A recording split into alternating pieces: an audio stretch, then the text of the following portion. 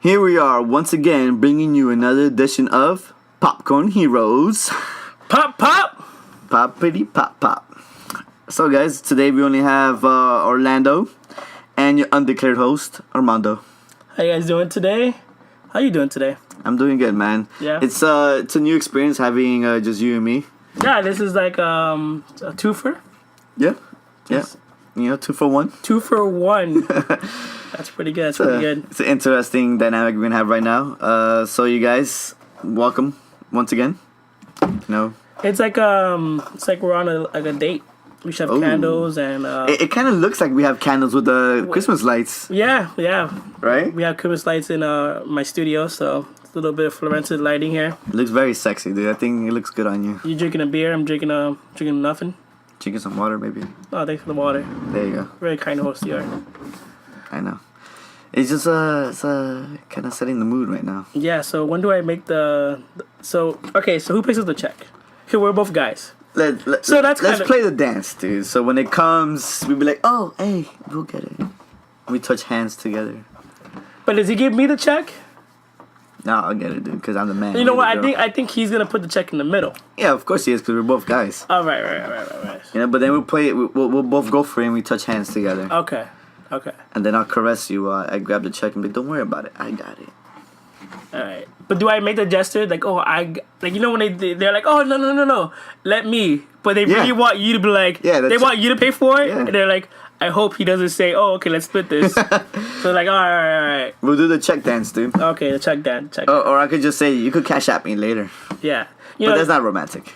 Like literally, if my girlfriend ever pays for anything, which happens with quite a few times, I literally just keep my mouth shut. Like if I'm like in the line and like we're about to go into the entrance and she's like, oh yeah, 2 please, and it's like she whips out her card. I'm like, oh well, I guess today I saved $30, $40. I don't say a damn thing. I just let it ride.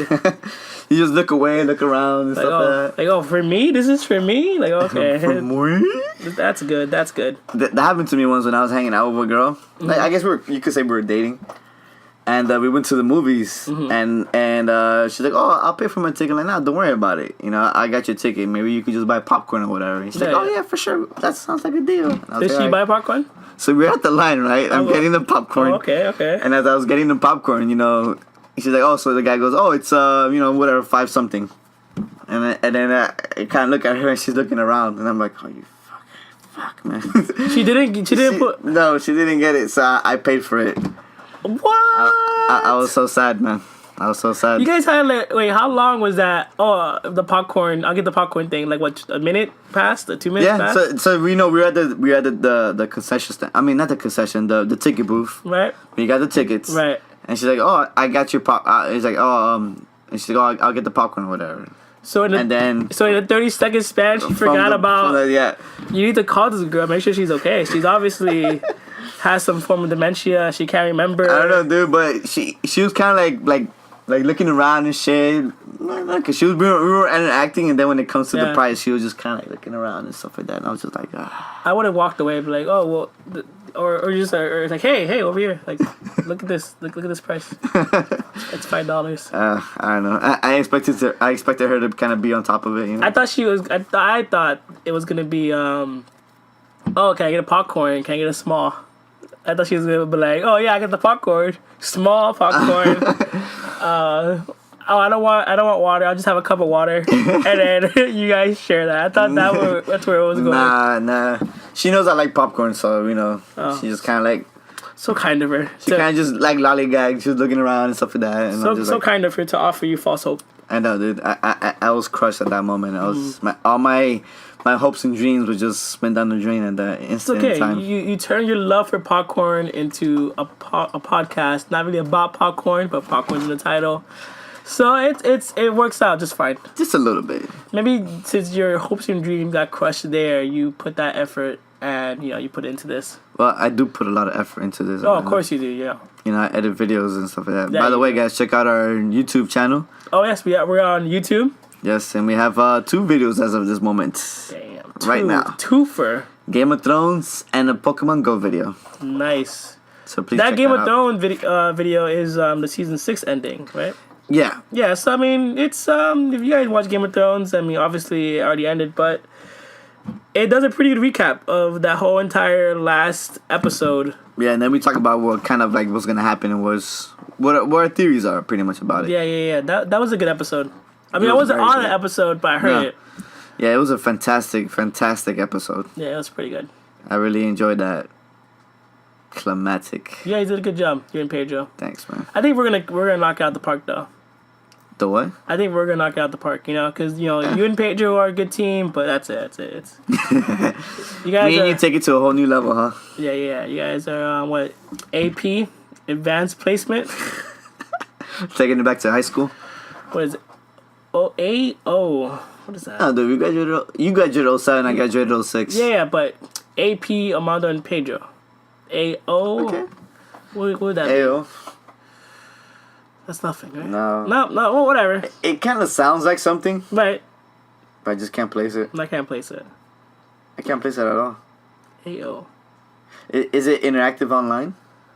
No. Active online? No, we can make it awesomely overrated. That should be the tagline of our show. Awesomely overrated. Awesomely overrated. Popcorn Heroes. Awesomely overrated. Associated Press. Ah, interesting. So, yeah.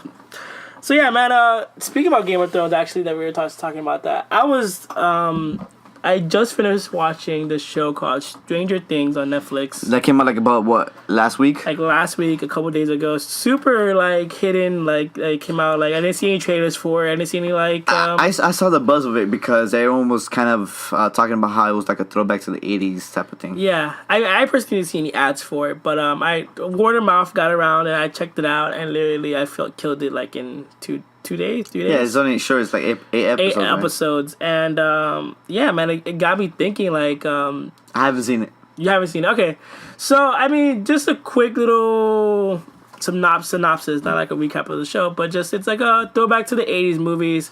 Has a very like E.T. Goonies vibe. Stand By Me, where these group of kids are together and something in this small town happens. So they have to like it's like a mystery, like a suspense mystery, so to figure out what's happening, and it's about friendship and all this other stuff.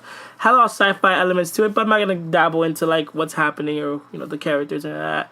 And it's a good show, man. It's really good. It's very fast paced. Like there's no like it's only 8 episodes, so straight to the point. Yeah, so there's no like what's going on here or cliffhanger here. Yeah, there's cliffhangers and at the end of some episodes, but they'll pick you right back up, and it's it keeps you going. It's not like Game of Thrones that's kind of always been dragging you along, and they always, But Game of Thrones it has great writing, but you know what I'm saying, they drag you along, and eventually there's a big payoff at the end. This has payoff throughout the whole series. Like every episode, something crazy might happen or something is revealed. And once again, it's a small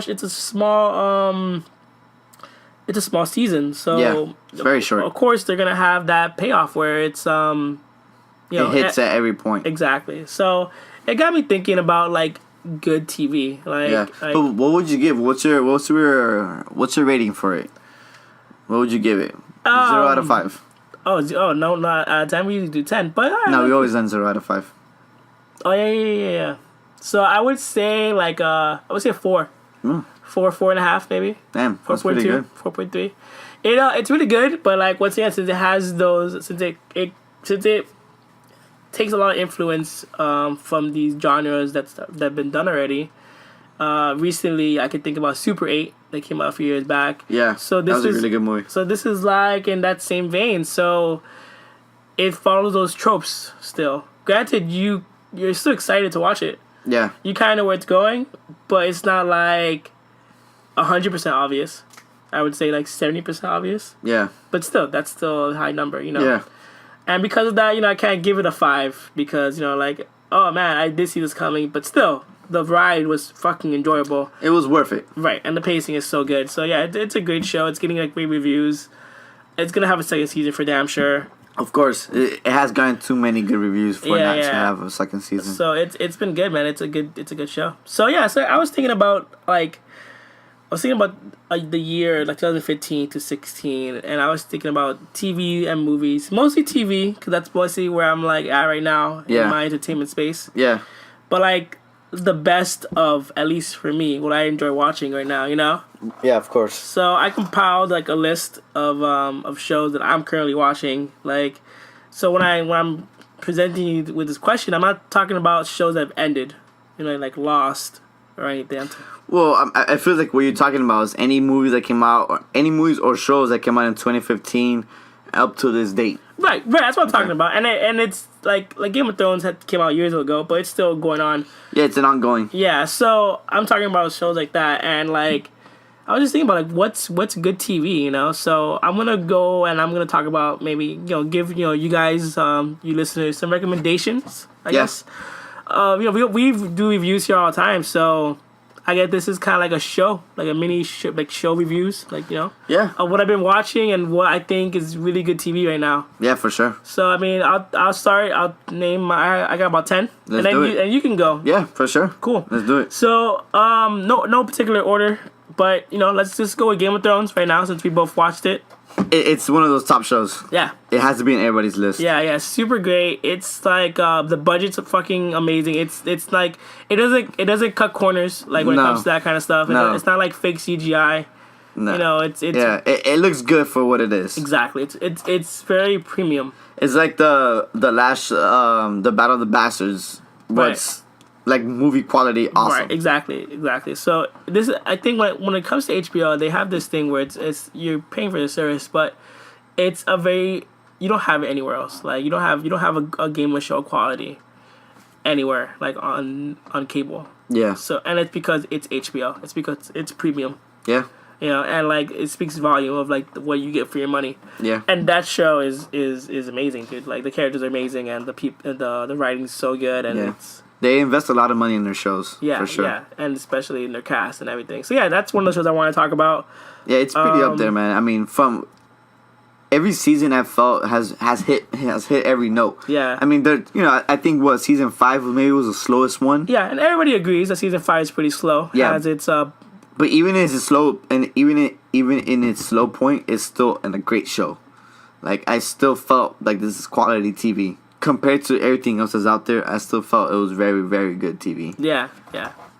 So yeah, that's one of them. I mean, we have podcasts of Game of Thrones, so I'm not gonna dabble on too much about it because literally we did like 5 or 6 episodes literally about Game of Thrones. You can check that out On our SoundCloud, iTunes, or any of your favorite podcast apps. Quick little plug for the podcast you're listening to. But yeah, another one I enjoy, a little bit different genre, but Jane the Virgin. You saw season 2? I saw season 2. I love Jane the Virgin. I saw season 1. I enjoyed it. For those who don't watch it, it's a CW show. So, granted, CW has this like little CW romance always with love triangles. It has to. And it's cheesy writing sometimes. Well, the thing is that's what I enjoy about that show. Right. It's very cheesy. Right. But that's the whole point of the show is to be cheesy. So the show, pretty much like small synopsis, quick review, is basically this girl. It's basically like a Spanish novella translated in English. Mm-hmm. So this girl goes to the doctor and she gets inseminated with sperm from a guy. Like, by mistake. And then she's a virgin. So she's having a baby and she's a virgin. Mm-hmm. So it's very funny. It follows. If anyone ever seen a novella before, I mean, me and Mama are both Hispanic, so we know the jokes, we know the formula. Yeah. So it's very exaggerated. Yeah. So it's good to watch these this play out in an American fashion. Yeah. And it's good for like Spanish actors. Like it's good to like know that this is that something so, because it was a Spanish show, something so successful is making their way to American TV, and then it's also finding a good audience, Yeah, and the diversity of it all. Yeah, and it's funny. It's really funny. The characters are great. There's a super love triangle. It's kind of corny, but honestly, like the 2 characters that are in it, they're just written so funny and written so great. Yeah. Love that show. 4 stars like automatically. For me, I saw season 1 and I enjoyed it. I enjoyed it for what it is. Like, I took it for what it is. I didn't expect any more from it. Yeah. I enjoyed it because it was cheesy, corny, over the top. Yeah. And it was written very smartly, I guess you can say, and that's why I enjoyed it so much. I haven't seen season 2, but it is on Netflix, and it's one of my shows in the queue that I have to catch up to. Yeah, I love that show, and most of the shows I'm mentioning now like are 4 and 5s. Just let's put it out there. They're all 4 and 5s. No, let's not do a rating for each one. They're literally my top favorite shows, so they're gonna get the top rating. These are recommended shows from Orlando. Exactly. So, I mean, do you have any more CW shows to talk about? Yeah. Okay. Okay, so I was thinking about like Daredevil. I know it's not CW, but just follow me here. And I was like, yo, Daredevil's a good show. I really like it. Daredevil was really good. It's but this it's not on my top. I would say it's like a honorable mention. Okay.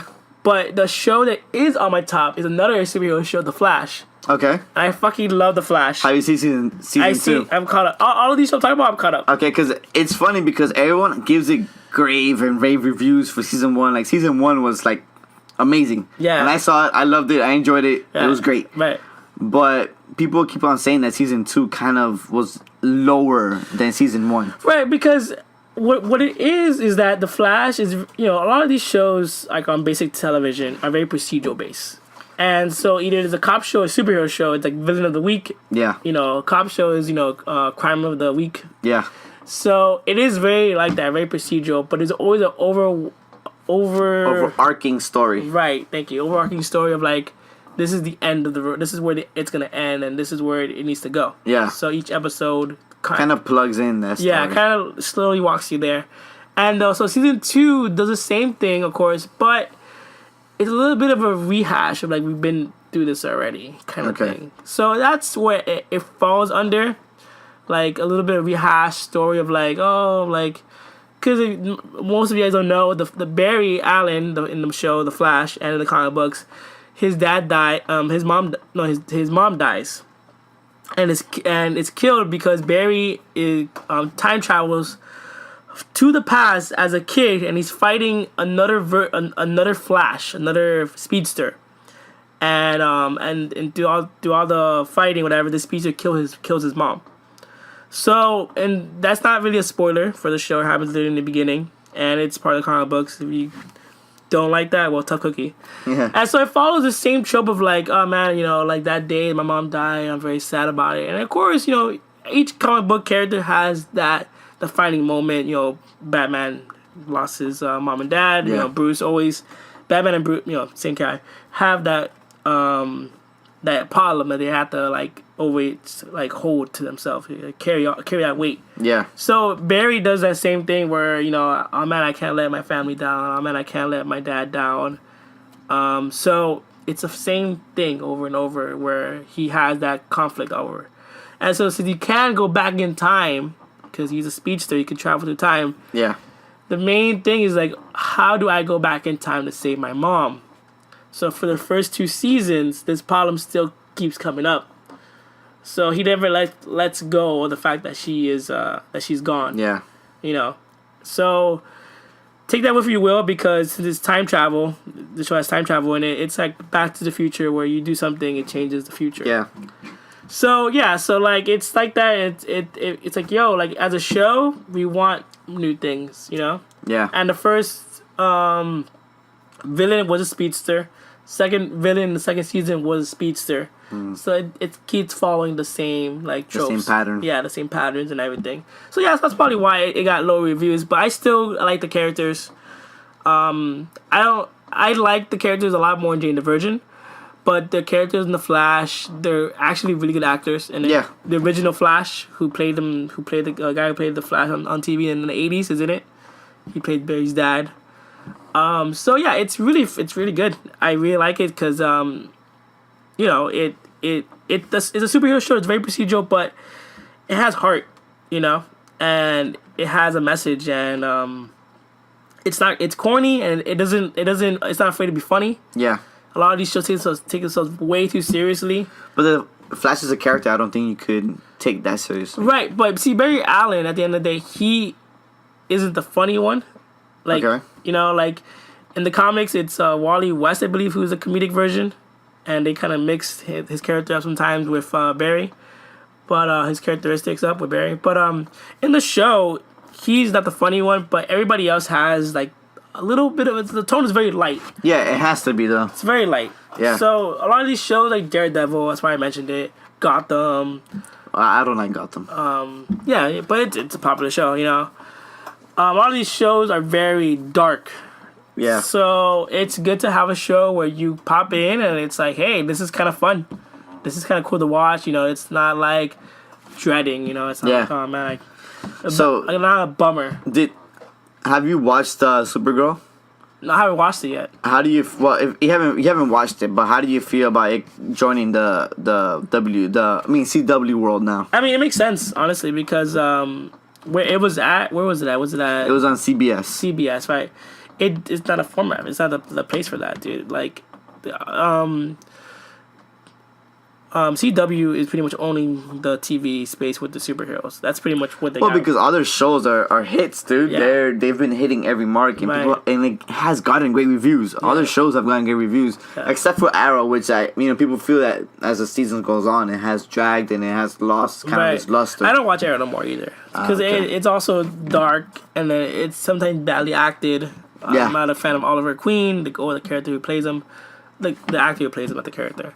And so it's just a good show. It hits all the right notes, and it's one of those. It's like a fluffer, like fluff TV. Yeah. You know, but it's still heartwarming when something happens, like something tragedy happens. Yeah. Or there's always a love interest, or you're like, oh man, fine, they got together, and it hits all the right notes. And I think it's because it's a testament to the cast. Yeah. The cast is really good. And the writing too, of course. Yeah. So what do you feel about that show? How do you like it? I mean, The Flash, I like it. I mean, season 1 was great. I enjoyed it. Yeah. I haven't seen season 2, but I know season 2 is on Netflix right now. I think so. Is it? Yeah. Because I know Jane the Virgin is on it. So I'm assuming if Jane the Virgin is on it, I'm assuming that Flash is on it too. Yeah. But if not, please correct us. Leave a comment. Anyways, but I do enjoy that. The season 1 was great. It was a hit. It was lighthearted, like you said, and I really enjoyed that part of it. But I haven't seen season 2, and season 2 for me, I heard is kind of, it was lower tier than season 1. Yeah. So I'm still looking forward to watching it because I still heard a little good things about it. I mean, it has some bad, but it was still good overall. So I'm looking forward to watching it. Yeah. The whole the Supergirl joining it, like I said, it's perfect that she's joining this world. And I wonder how she's going to be integrated into the world. Arrow and Flash and then League of Tomorrow crosses over a lot.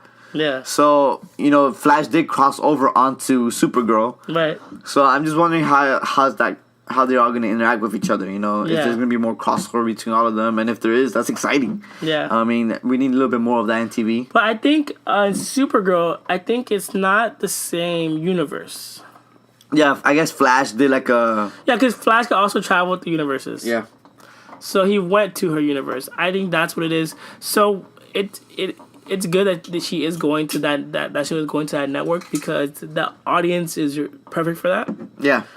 As like the show wise, I don't think it's gonna change much because obviously they're not gonna cross streams. Yeah. The Flash might. Every once in a while, and maybe there's a villain on Supergirl. She might say, "Oh, I know someone who can help me," and then she contacts the Flash. Yeah. And then vice versa. If the Flash has trouble, like, oh man, this guy's way too strong. What can I do? Well, the Flash was pretty much when Flash crossed over. He was that was like the highest rated episode of that that show, Supergirl. So that's very big, saying that a lot of people tuned in because they love Flash, the character. So if anything.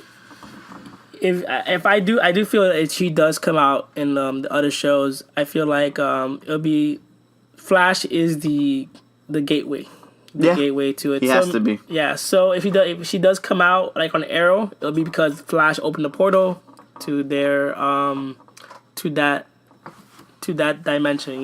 Yeah, he has to be because he's able to open the portals to different universes and dimensions and travel to time. So it makes sense that he is that character that probably will bridge all the other shows, Right, exactly. So hopefully that works out. But do you have any more CW shows? No. Oh, that's it? No. So I have one that I recently just saw. It's called My Crazy Ex-Girlfriend. I saw it. Did you see the whole thing? I watched, not the whole thing, but I watched a lot of it.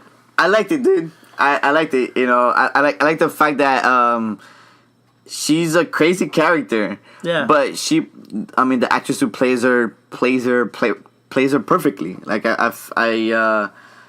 even as crazy as she is, I still like her. Yeah. You know, to a certain extent. Like I enjoy her acting.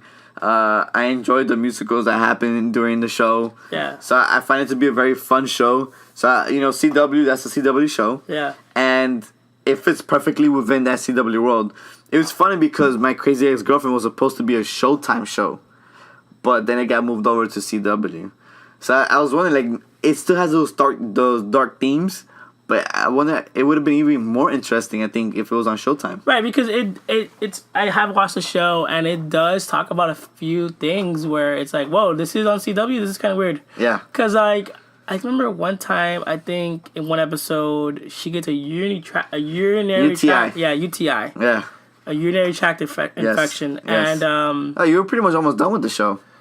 no, that one I watched like in passing somewhere. Oh, okay. It was that was like I was like, oh, I saw it somewhere, like at someone's house or something. Okay. And they start singing about it, you know, and it's kind of weird because it's like this is like it comes on at 8:00 or 9:00, and this is like a family oriented channel almost, so it's still weird that this is on here, but I can see why it would have been for Showtime, because it does talk about certain things that maybe are very not adult themes. Yeah, but it's good. It's funny. It's cute. I don't really like all the characters on the show. Yeah. Like the main guy that she likes, just like this guy's Josh. This guy's a jackass. Yeah. But he's one of those, like working out dudes, like checking my pecs type of guy, Yeah. So I guess it's one of those. It's fine. I'm not compelled with the characters that much. Yeah. I do like I'm a sucker for musicals. Yeah. So I do like the musical aspect. You should watch of it. I did watch it. It's just me and my girlfriend were watching it together, and then what happens a lot is that I fall asleep because I like to sleep a lot, and she continued watching it. So then she finished it. Did she enjoy it? Yeah, she enjoyed it. So since she finished it, I haven't got back. You don't feel like you have an incentive to keep watching. Right, because I usually watch it with her, but now she's done now, so now it has to be me. Yeah, I need to find the willpower to finish it. Yeah, but I did like it though. That's also on my honorable mentions list. Yeah, I mean it aired last year, 2015. So I mean, keeping to your theme, that's one of those new shows. I'm like, oh man, that was a pretty cute show. I finished watching the entire season. Yeah. And I thought it was pretty cool. I thought it was a pretty cute show. Yeah. I enjoyed it very much. And the musical aspect was weird for me at the beginning because like, oh, whoa, what's going on here? Yeah. But then I caught that it was just her imagination doing all these things. And I was like, oh, I get it now, Yeah. And I enjoyed the songs were funny. And it was a good show. I was going to ask you, so you mentioned like, she's crazy, obviously, crazy ex-girlfriend. But you like her, you root for her in a way. Because she plays it in a lovable way. Right. The actress plays it in a lovable way. So I had the same kind of like thing with the show Dexter. Okay. I mean, it's apples and oranges in a way, but Dexter is a show where this guy basically he's mentally ill in a way, and he like a serial killer. He's a serial killer, but he kills the bad people. The bad people. The ones who slip through the cracks, as they say. Right, but you root for him. Yeah. You're like, I don't want him to get caught. I don't want him to die. Exactly. But obviously, this guy is nuts. Yeah. And you understand that. Yeah. So does it feel like that? Because Dexter, it's quite obviously, it's not a love and hate relationship with Dexter, but you understand at the end of the day that like in reality, you gotta do what you gotta do. Yeah, in reality, like he shouldn't be living. Oh yeah, of course. In reality, you were like the whole vigilante part of him. We're like that wouldn't exist in real life because he would have been super caught. You know what I'm saying? Yeah. But you root for him because you understand where he's coming from. Like, oh, there are people who slip through the cracks. Yeah. There are people who, murder a few people and get away with it because there's no evidence found. Yeah. And he finds those people and he's like, you know what, you should die because of everything you've done. Right. So you get his vigilante in that sense. Right. But it's not the type of person you would exist in real life. Right. Of course. It's not the type of person that you. Maybe people will root for him, dude, because people, like, if you're punishing the bad, right, and the system is not punishing them, there has to be some form of justice. Well, wasn't there news that, like, people were, like, glorifying him in a way? And, like, in real life, people were like, oh, man, like, this is something that, they kind of saw him as like a real person. I guess so. So I mean, I'm not saying like I'm not comparing the two. I kind of am, but just the simple fact that like like these characters are fucked up in a way. Yeah. But you want them to succeed in their. But you see, when it comes to the crazy ass girlfriend, it's an obsession she has, right? Right. And I'm not actually rooting for her. I'm going through the things where like I feel embarrassed before her. Like there's a lot of shit she does, and you're like, oh my god, like I would never do that, or like someone who does that, that's just crazy, you know? Yeah. Like I get embarrassed sometimes watching the show because of her. Yeah. But the actress plays her in such a lovable way. Yeah. That you're like, oh, you're so cute though, you know? So it's the reason why I still like her, because the actress plays her in such a way that makes me still feel interested in her. Yeah. You know, but it's not like I'm actually rooting for her, because whatever she's doing is like, you know what, you need to get over that obsession and move on from that situation, right. You know? And anything you did was for a guy you used to know back in high school. So for her, you're kind of you understand her where she's coming from, but you're also like criticizing, like, hey, listen, like, you know, like you understand it, but you're like, whoa, you need to get your shit together. You're going a little bit too far for your goal. With know? Dexter, you're just like, fuck it, you gotta keep doing this shit and not get caught. You do what you gotta do, you know. For Dexter, like you want him to succeed because you know what he's doing is a positive way, because you're in his mind. But the thing is, also, you would think that you would want him to get caught, because you know, like at the end of the day, like he has an obsession with killing. Yeah. It could go to the point where he'll kill regular people and civilians. You know. You never know. Yeah. So I mean. So it's a dangerous line that you're playing with. Yeah. And you know, since you're always in his head because it's narrated by him, so you're in his head technically. You're there with him. So he kind of narrates what he's thinking, what he's saying, and what he feels and whatever. So you know where he's coming from. And you just want him to keep down that line. You want him to keep straight and narrow of killing only the bad people, you know? And sometimes when he threads on that scary line of maybe he might kill the good person, like when Dokes was after him, you know? You're like, oh crap, don't do it. But it wasn't him who did it, you know? It was someone else. So it's like that thin line. Like you like Dokes, but you don't want Dexter to get caught. But you also don't want Dexter to kill him. So you're like, there's that thin line. Like, you know what, man? It's an iffy line you're playing with. Yeah. So it comes to that, too. Like you said, he might snap at some point and kill the wrong person because he doesn't want to get caught. Of course he doesn't want to get caught. He's still a murderer in the end of it all. Right. But you still want him to do the right, quote-unquote, the right thing. You want him to go after the right people, which is the bad people who've done horrible things, who haven't actually got the justice they deserved, you know? So you understand him in that sense. You understand him in that vigilante sense of way. But, you know, again, it's a thin line. You know, you want him to continue doing, quote-unquote, the good thing, but you don't also want him to split into the killing of the regular, like, good folks, you know? Yeah. Because they're getting close to catching him, or, you know, all these crazy things that happened. So, yeah, I get you. Okay. So the next show, I really a lot of comedy shows. I guess I thought I would have more drama shows, but the next show I want to talk about is You're the Worst. That's a really good show. It's on FX. I feel like it's like a sleeper hit because a lot of people don't know about it, but it's very funny. It's about like these two people who start dating, but they're jackasses. Yeah, they're just jackasses. Yeah, they're pretty much.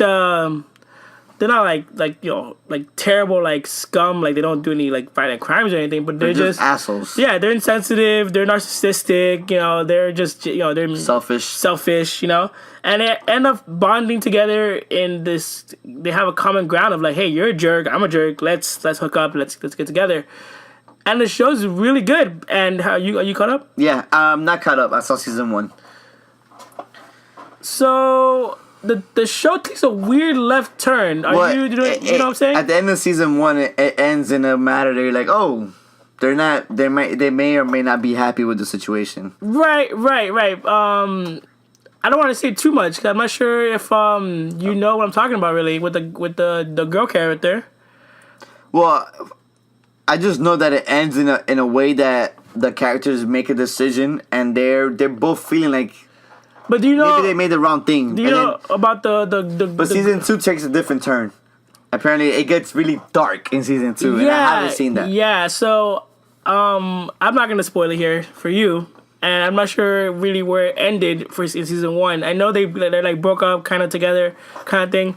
But yeah, it takes a weird turn, a weird hard left turn And it's one of those things that surprises you because it touches on a subject that's very like it's always been there in the show. And I'm talking about it now.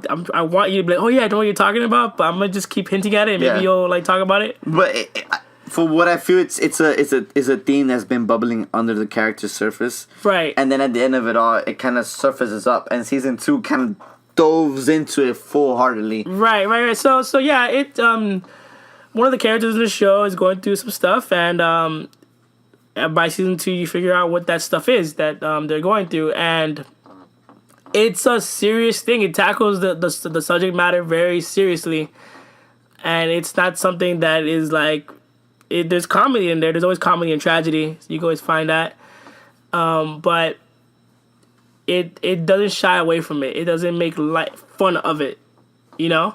And when I guess you could try and say it shines a light on the subject. Yeah, it does. It does make it. Yeah. It shines a light on the subject. It's one of those shows where you know, at first it's really funny, it's really good, and then when it does that left turn, it's like, wow, this is the first time a show is being like real.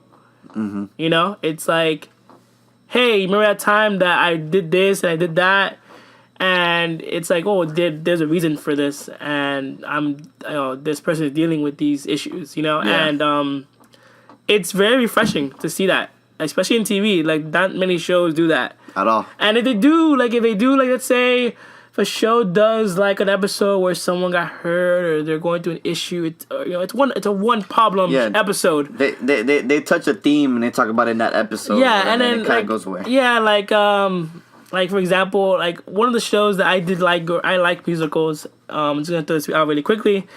Glee, I like Glee. I didn't finish it, but I did like it for the most part. But Glee, one of those shows that is like, it's like poster boy for all these issues in America. And let's have an episode for this issue. Let's have an episode we talk about this issue. And let's tackle this issue in another episode. And that's fine. And that's okay to do that. But it's like you're just like spoon feeding me like these. You're glazing over the subject, but you're not actually going into it. Like, for example, one episode was about like dodgeball, because dodgeball became a weird thing where people are like, oh, dodgeball should be banned because it promotes bullying. So they had an episode about dodgeball, and I'm just like, okay, I understand.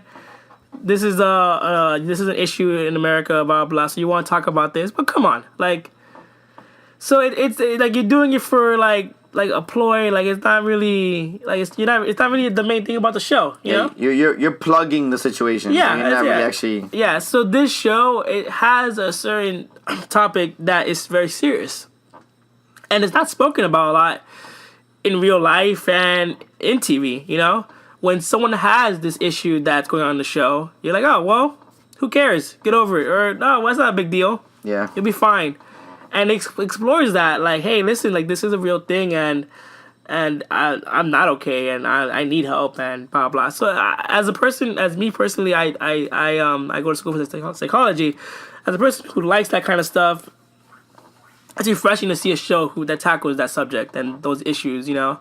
Which a lot of shows don't touch upon, you know, psychological subjects at all. Right, and they don't. And that's what I like about Crazy Ex-Girlfriend, because it touches upon those psychological ideas and themes. Yeah, it does. Within that show, which I found very interesting. You know, not a lot of shows do that. Yeah, I don't want to give away too much of what happens in You're the Worst, like what she has and what she's going through. But yeah, it's one of those things where it's refreshing to know that, hey, like, this show's out here, and if you feel this way, you're not the only one. You know? The show's actually the creator of the show. What happened was that he wrote the show because I'm paraphrasing a lot, by the way, when I tell the story, that his wife had this issue. So he dated this girl, and then they're going through this weird stuff, and he's like, man, what's going on with her? And then he he loves her, and then of course, and then he finds out that she's going through all this stuff. Yeah. So it's him dealing with it, and I guess the show shines a light of what he went through in a way, kind of, and it's really good, and it's still funny. Like, it gets dark, it gets serious, it gets emotional, but it still has, like I said, there's tragedy, there's humor in tragedy. Yeah. And so it's still funny, and it's one of those shows that if you haven't finished it, you haven't finished it. You should totally watch it. Season 1 and season 1 was great. I enjoyed it. You know, the characters are so super assholes and dicks, but that's the charm of the show. Yeah, and like they speak their minds in certain ways that you wouldn't. You know, and I think that's what I found refreshing about it. So I like the show, and I'm looking forward to season 2. Yeah, when you watch it, we'll have a whole discussion about it, and and we'll talk about it.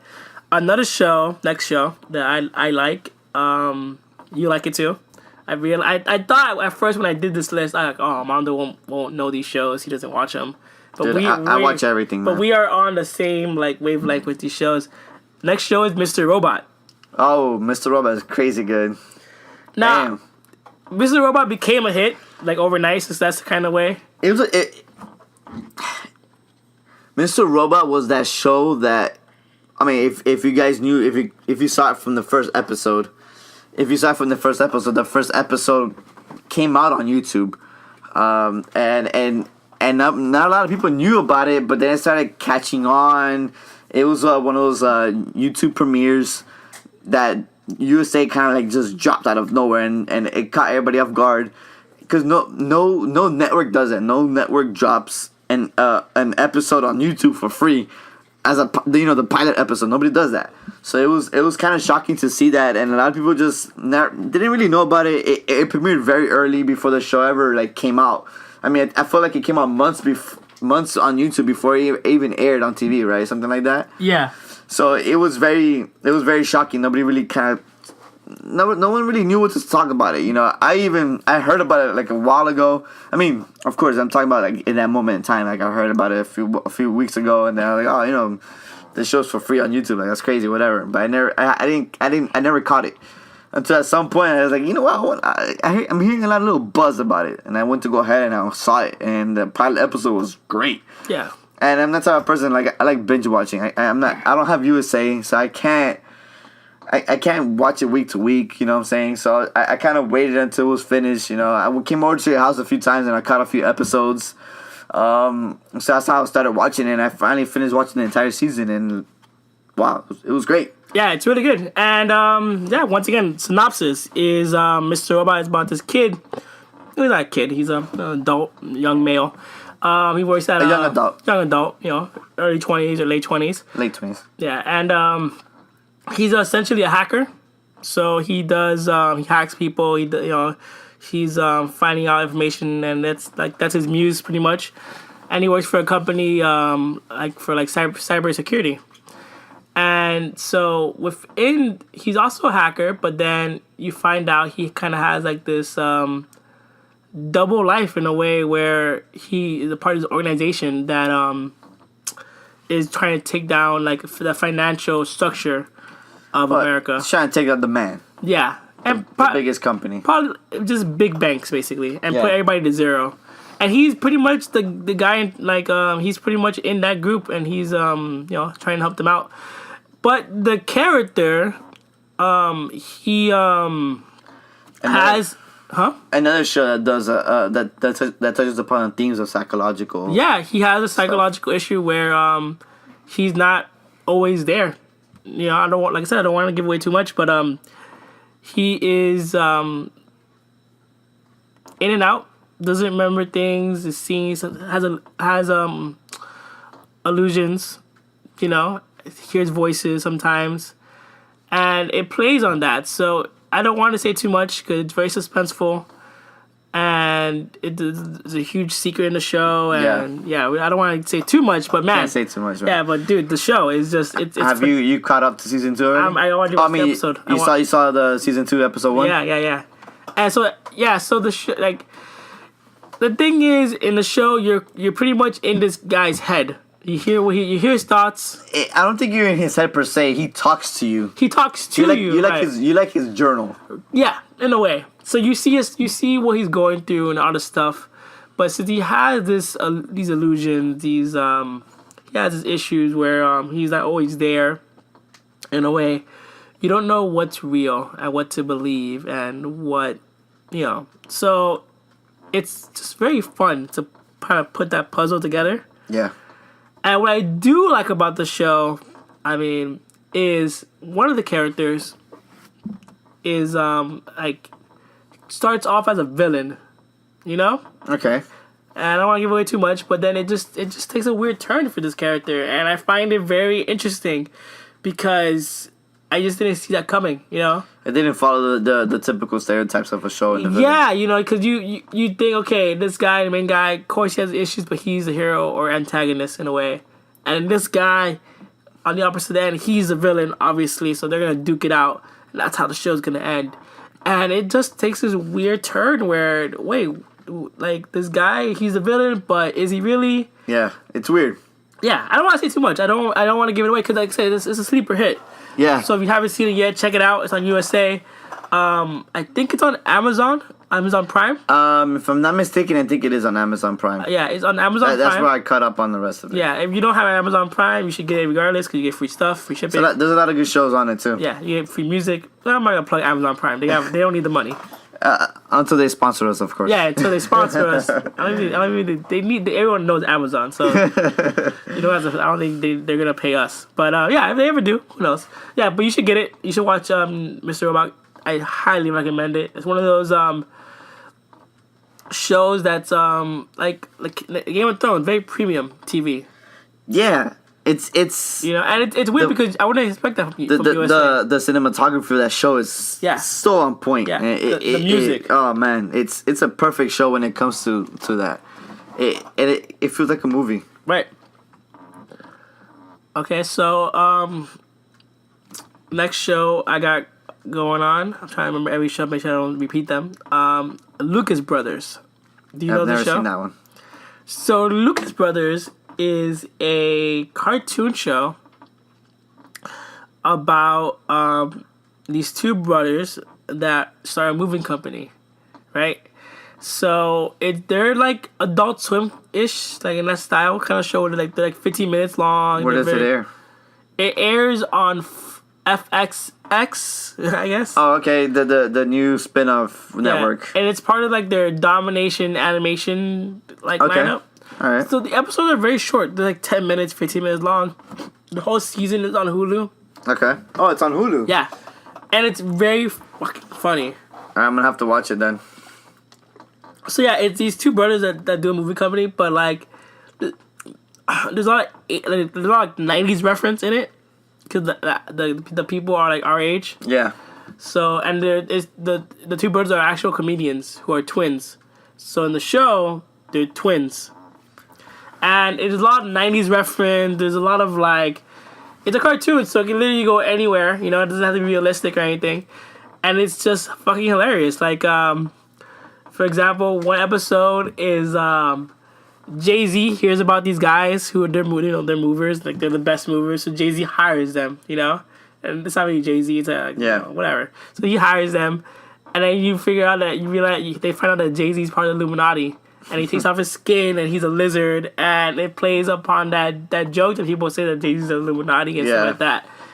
And the guy who plays Jay-Z, or the voice actor, he does like little Jay-Z like things where he's like, oh, he said a line from one of his songs like, oh, well, don't worry guys, I got 99 problems, and moving this couch is one of them. You know, like it's just funny where it throws all these 90s reference to you. Yeah.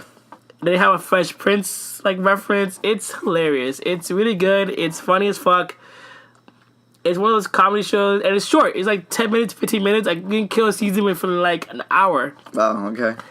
So it's one of those things where like you don't have to like, and each episode is different. You don't have to. They don't tie into each other. Okay. So they're standalones. Yeah. So it's one of those things where you literally pop it in, like, oh, I got 10 minutes to kill before work. Why not? Yeah. And it's fucking hilarious. You know, it's so good. Highly recommend it. You should check it out, definitely. Yeah, I haven't seen that, so I have to look at it. I think you'll totally love it. It's like Adult Swim. Yeah. Like cartoonish. Okay.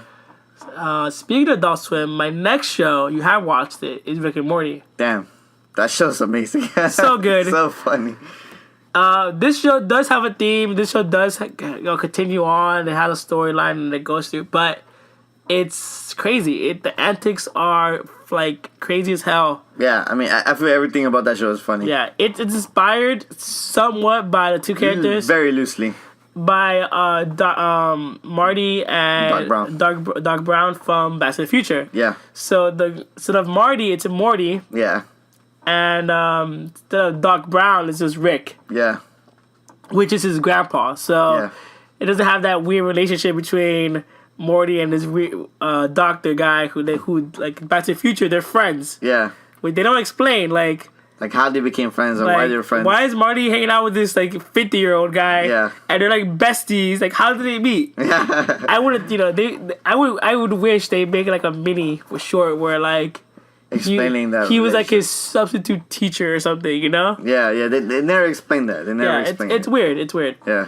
But yeah, this show takes that theme of those two characters and it explores sci-fi, like all of sci-fi, and it's fucking hilarious. It's funny as hell. Yeah, so Rick is like this super genius guy who, I guess he's just in the presence of mere mortals, I guess you could say. But he's super genius. He teleports between dimensions. He flies in a spaceship. He creates all these crazy inventions. And he's just literally a super genius. And he just tags along, and he makes his grandson Morty just tag along on all his crazy-ass adventures. Because that's what he does, I guess. It explains why he does it. But that's pretty much the theme of the show. Have you seen the pilot? Yeah, I mean what you talking about, like that yeah, it's YouTube and it's not really about like, So the creators of the creator of the show is the same creator. The pitch you're talking about, right? And the creator of the show is the same creator of Community. Yeah. So if you like Community and its humor, I know if it's canceled. This is like that, but it's a cartoon. Don't need to follow any tropes or anything. This is like in the same kind of comedy kind of way, but times 1,000, you know, because he doesn't follow any format. So when he pitched the show, because the episode that you guys see the pitched version, the plot version of it online, it's like very like shitty, crude. Yeah, very crude, and the drawing is very like shitty, like sketched out. But it basically like I forgot what it was, but Rick gets injured, and the only way to get like save the world or something is for Morty to lick his balls. Yeah, that's a big theme of that. Yeah, that pitch. So basically that's what happens. So like save the world. It's very like short, like 5-10 minutes. Yeah. I think it was like Morty got like a kite stuck somewhere or some shit, and to save like to go back in time, Morty had to lick his balls. I don't know. It was weird. But it's very funny. It's very stupid. If you're into that type of humor, you'll find it very, very funny. Of course, that's a pitch that they sold to Adult Swim, I guess. The show's completely different from that. Yeah, so I want to say that like it's not like, oh, hey, this whole relationship between grandpa and child and they're licking each other's balls. No, it's not like that. They obviously changed it. The show's completely different from that. They toned it down. But I actually find the show funnier than that pitch. Oh yeah, for sure. Yeah.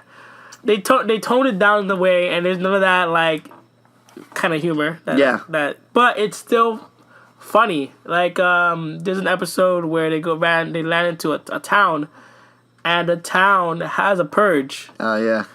Just like the movie The Purge. Yeah. And at first Morty's like, oh man, I don't want to do this. Like this is fucked up. Yeah. But then he gets like super into the purge. He starts killing everybody. Yeah.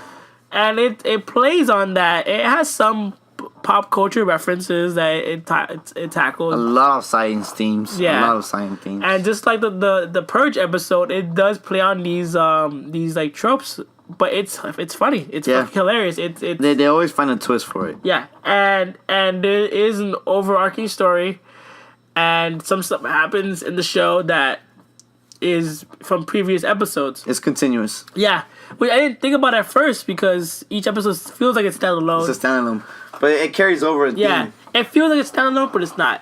Yeah, yeah. You know exactly. Now it kind of reminds me, but a show that's like that, which I didn't think it was Seinfeld. Seinfeld is very one episode, this is the topic, whatever, about nothing, Yeah. But if you watch the show in continuation, episode topics and things do carry over. I'm not sure if you're a Seinfeld fan, but... No, not really. But yeah, Seinfeld is a huge hit. Well, was a huge hit, and it's still kind of. I mean, it's still a big show. Yeah. But yeah, like it has that thing where I didn't thought like this is a one hit. Like Lucas Brothers is like you can watch any episode and there's nothing connecting to it, so it's fine. But Rick and Morty does have that. It carries over a theme. It carries over a story. Yeah, and it's hilarious. Anyone who hasn't watched it, it's Adult Swim, so it's kind of hitting under the radar. Yeah, but it's on Hulu. I mean, you can find season 1 and 2 on Hulu right now. Oh, so shit, nice. That's why I caught up on season 2. It's a very funny show. I enjoy it a lot. Yeah, so let's see. Next show I had to talk about. I can't remember the next shows. Let me throw it to you. Okay. Any shows? So it's funny that you mentioned all these FX shows, but you didn't mention Man Seeking Woman. That was one of my fucking shows. And as you were talking about the other show, what was the name of it? Lucas Brothers? No, the other one before that. The one with the girl. You're the worst. Okay. So I was like, oh yeah, the one next one he's gonna bring up is Man Seeking Woman. Nah, yeah, because that's I feel like that's one of the biggest shows in FX. in FXX, I guess they call it now. Yeah. And that show's hilarious. Yeah, I saw season 2, but I just saw season 1. I need to finish. Did I watch season 2? I think I did. I mean, my favorite episodes so far have been the chick episodes. I think those are hilarious when they focus on his sister. Yeah. And I think those are the funniest episodes. But it's funny because they over exaggerate, the dating world, right? The dating life, Right. And I think we in previous episodes of our podcast we've mentioned, one of the themes of like, I guess I'm gonna recap it again. So the show just kind of pretty much over exaggerates dating. Pretty much, that's the gist of Man Seeking Woman is over exaggerating dating, right, and relationships and all that stuff. Right. So one of the episodes is pretty much he's dating this beautiful girl, like she's the hottest girl ever. Yeah. And he takes her around to all his ex-girlfriends and friends and anyone who ever thought he couldn't get any girl ever or any girl that hot. Yeah. And they're like, oh my god, I can't believe you got this girl. She's so hot, whatever. And then he just kind of gets bored of her. So towards the end of the episode, he kind of dumps her. And it plays the theme again. It's over exaggerated. So he dumps her, and then like he starts realizing he fucked up. So like literally 10 seconds after, he goes up to her and he goes, hey, I'm sorry about breaking up with you. Would you like to get back with me or whatever? And she's like, oh, you're too late. I'm about to get married. I'm engaged now. And he's like, what? How the fuck did you get engaged? Like, I just literally broke up with you right now, And that's the theme of like hot girls, they'll always find someone else that fast, Yeah. So they over exaggerate that point, and they do that a lot when it comes to texting. It becomes like this situation room type of thing. Yeah. Oh, I love that part. Okay, so in this part, this guy he gets her number and he doesn't know what to do, so the whole scene is like the scenario, the scenery changes to like a war room. Yeah. And there's these generals and there's these commanders and sergeants. All these important people. And they're talking like trying to strategize how to text her. Yeah. And his friend, who's played by Eric Andre, is like, yo, you gotta send her a dick photo. Like, it gives this Saving Private Ryan speech about dick photos. And so then he sends the photo. And then I think she doesn't write back really quickly. And one of the sergeants, the general, is losing his shit. Yeah. And he's like, oh my god, code red. She didn't write back. Text JK.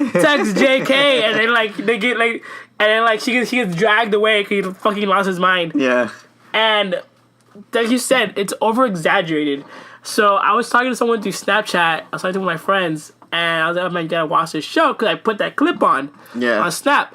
And someone like, "Oh, what is this?" I'm like, "Oh, it's Man Seeking Women." It's like, "Oh, what is this about?"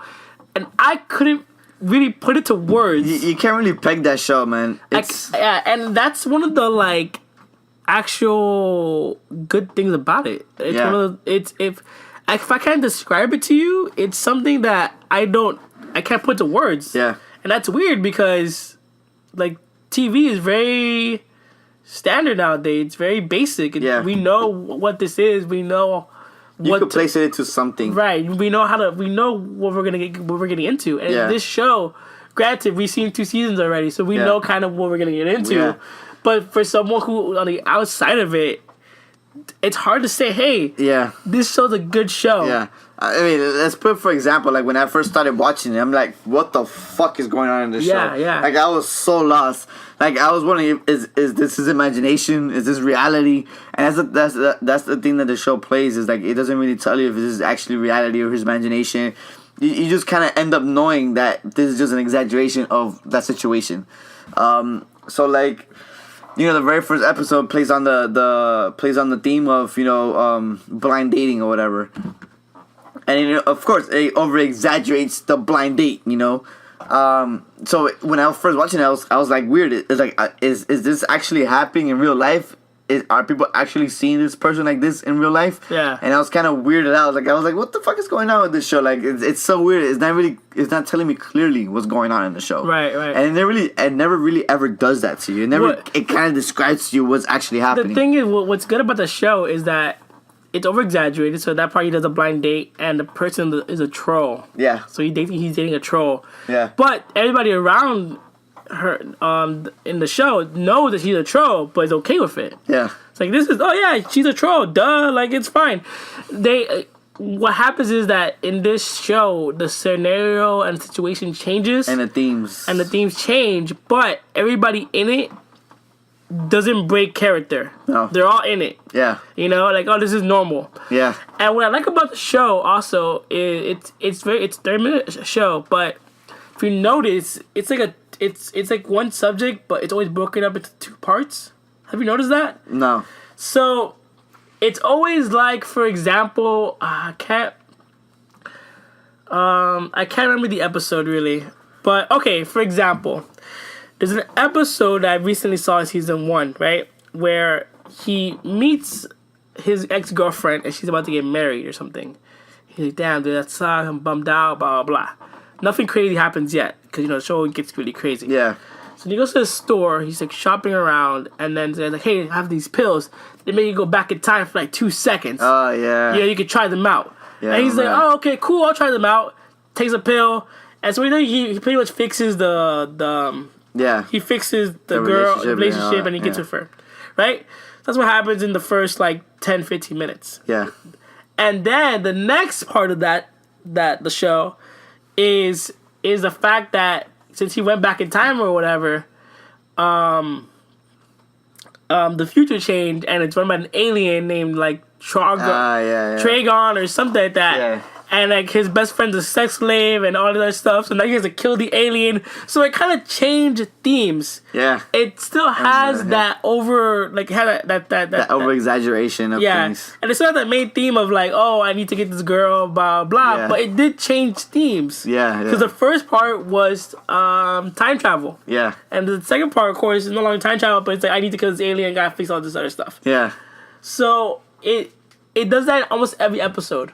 I'm not sure if you ever noticed, but it does that in almost every episode where, like, oh, here's a perfect one, which I love, like, because the scenarios change, and they always have, like, these situations that are very exaggerated, like time travel. Yeah. Then to the futuristic world run by aliens. Yeah, of course. So that's what I mean that it changes. Like, it's not the same scenario. Yeah, throughout the whole half hour. Exactly. It's always, like, two different scenarios. Okay. So there's one where, I think in season 2 or season 1, he's dating a girl. He likes her. She's really cool.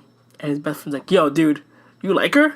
He's like, I can't have you, like, what, you gonna marry this girl? You wanna get married? No, hell no. Yeah. Hell no. So he drags him out and takes him, like, to this boot camp ass thing where it's like, oh, this is Eric. And Eric, and like, this guy, everyone just as, like, they're in prison. Like they're on a prison bus. Yeah. And it's like, oh, this is what happens to people who get married. Yeah. And then it's like, oh, this is Eric. And Eric is like, oh, yeah, I've been married 10 years now, and I haven't been to a football game in 5. And this guy's super depressed, and he's just like, yeah, last week we had vegan burgers.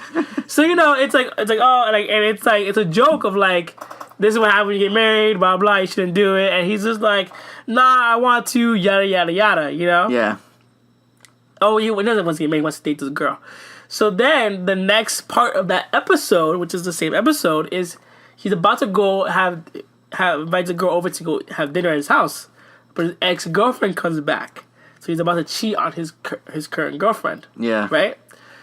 And so when he's about to cheat, he hears a gavel like being knocked on Yeah. and he's like, oh wait, I gotta go. Hold on. Yeah. And then the next scene, it's him in a courtroom, and the judge is like, "Oh, you're committing adultery. You're about to cheat." Yeah. He's like, "Whoa, whoa, whoa, whoa! I just invited her over. Yeah. That's not cheating." Yeah. And he's like, "Well, why is she alone? Why? Well, obviously she wants something. Yeah. Whoa. This is, and he's like, it's obviously a date. Like, oh, a date is a special event. This is like a special event. So it's him trying to get out of like." It's like a court case of him trying to get out, trying to justify his actions and his, and stuff like that. So the show does that. The show has these two segments in it, all the time, like pretty much almost every episode. Yeah, and I love that, like, cause it's not the same thing. No, and that's what I like about it. It's very smartly written, dude. Yeah, it's like I said, for me at first it was hard to get into these exaggerations because I didn't understand what was going on. But once you get into them, it plays perfectly with the show, and and you start understanding, and it makes it even more funnier because you're like, oh, this is an exaggeration of that situation that happens in regular life, of the times you are put in that, and maybe that's your thought process, and maybe that's how you think about it, and that's what I like about it because it kind of brings you into your mentality of like how you see things, how you maybe you think about it. And that's how you kind of view it in those type of scenarios. Yeah. So I enjoyed it. It's a good show. You definitely watch it. Yeah, if you guys haven't watched it yet, all these shows that we have mentioned, they're slightly not popular, I guess. Yeah, they're very under the radar, like you mentioned earlier. Yeah, they're very under the radar. They're not like this. They're not like big hits that everyone sees. I mean, except for Game of Thrones that you mentioned earlier. Yeah, Game of Thrones probably, and I guess The Flash maybe. Maybe, yeah, but every other shows are kind of like very low key. Yeah, very sleeper hits, but these are like, they're not your traditional procedural shows. So like, if you're looking for something to watch and you're like, damn, I don't know what to watch. Look for these shows and they're like, we're about to wrap it up, I guess, but all these shows. They hit a certain mark. They're not like I said, they're not procedural. No. They're not, except for Flash a little bit. But they're greatly written. They're greatly acted. Yeah, and they're unique. Yeah, they're super unique. A few shows, like honorable mentions that I wanted to go over was the series 100. That's pretty good. It's pretty good. It's a CW show. But it's like a good show. I've seen season 1 and 2. Post-apocalyptic. A little bit sci-fi. Yeah. Super good. It's a good show. And I think the rest of them I mentioned throughout the show. I mentioned Daredevil. Yeah. I mean, for me, Daredevil was a great show. Yeah. I mean, since it aired is in season 2 now. I mean, if you haven't seen it, watch it. It's really good. Yeah. It's very quick. It's very fast. And I think for me, it hits every point that I look for in a show. It has the action, it has the acting, it has the drama. It has certain comedy moments, I guess you can say. But other than that, I think it's a very overall good show. Yeah. One show that I want to recommend for sure that you guys should start watching like right away, since it's very short and we spoke about it in the beginning. Stranger Things. It's a very short show. I totally recommend you guys watch that like as soon as you guys can. It's one of the Netflix shows. Netflix has a lot of hits. Yeah, so check that out. And every show we mentioned is either on Hulu, on Amazon, on Netflix. All of them. So it's not like you have to go and if you don't have cable, you don't have Yeah. I know it's a federal offense right now to have someone's Netflix password, but fuck it. What are they gonna do? And they do something, let us know. That way I can stop. Leave it in the comments below. I can stop using my cousin's Netflix. But yeah, so I highly recommend it. We were gonna go through movies, but we're running short on time, guys. Yeah, so we'll save that for next time. Yeah, we'll save it for next time. So I feel like there's a lot more movies to talk about. I guess maybe for sure. I wanted to talk about what do you think is better, the better medium, movies or shows? Shows are killing it, bro. All right, so let's before I wrap this up, let's clear this point up. What you said about what's the better medium right now is movies, TV.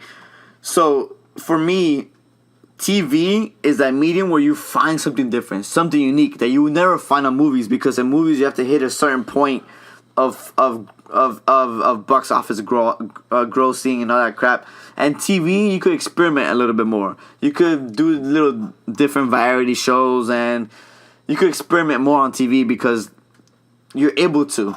Networks are looking for something different. If you're a smart network, you look for something different. You don't try to follow the same suit. and movies are trying to find a hit, trying to find a blockbuster. They're trying to make money. You know, so those are two differences about those two. That's the difference between those two different mediums. Yeah. One is trying to experiment more, while the other one is just trying to hit the familiar tones to make money and to attract people to the movie theaters. So that's what I feel is the biggest difference from both of them. Okay. So yeah, we'll explore that more in our next episode. We'll probably have it won't be us two anymore. Maybe We'll probably have somebody else. And so yeah. So if you guys like this dynamic, this duo, let us know. Let me know if you like it better than the Pedro and Armando duo, because that's I want to know. So yeah, guys, you guys can catch us on Facebook, Instagram, Twitter, MySpace. Not just kidding, not MySpace. Oh, the good old days. SoundCloud, iTunes, Any of your favorite podcast apps. Yeah. And you can email us at popcornheroes@gmail.com. As a shout out to all the artists. If there's if you want to show us some of your tracks, let us know, and we could put it on our beginning and ending of our podcast. We love to show out new artists and new music. Yeah. Just a little side note. I've been saying this a couple of times. Everything that we do is under Popcorn Heroes, except our Instagram, Popcorn Heroes _. I'm sure if you type in Popcorn Heroes, you'll probably find us. You'll see our logo. But the best way to find us, the best way to contact us, give us comments, give us some love, is on Facebook. It has all our links. Yep. Right then and there. And we're on YouTube now, recently. So yeah, go subscribe to our YouTube channel. Give us thumbs up on our videos. We're going to put these podcasts on video format. Soon enough. We're experimenting right now how to do it. We're experimenting. So far, we're doing like photo reels with them. We're not ready. We're not there yet for you guys to see our beautiful faces yet. Soon enough, guys. Soon enough. Maybe we'll, Within the next coming weeks, we'll do that. Yeah, so It makes video editing easier. let us know if you guys like our YouTube channel, at least for the most part, what's about, if you guys like the feel of it. If you do like that format, the photo format, let us know if you like it, and maybe we'll do that more. And in some cases, in some occasions, we'll have actual us in front of like live camera, and you'll see our faces, and you'll see what we look like and what we do. Sure.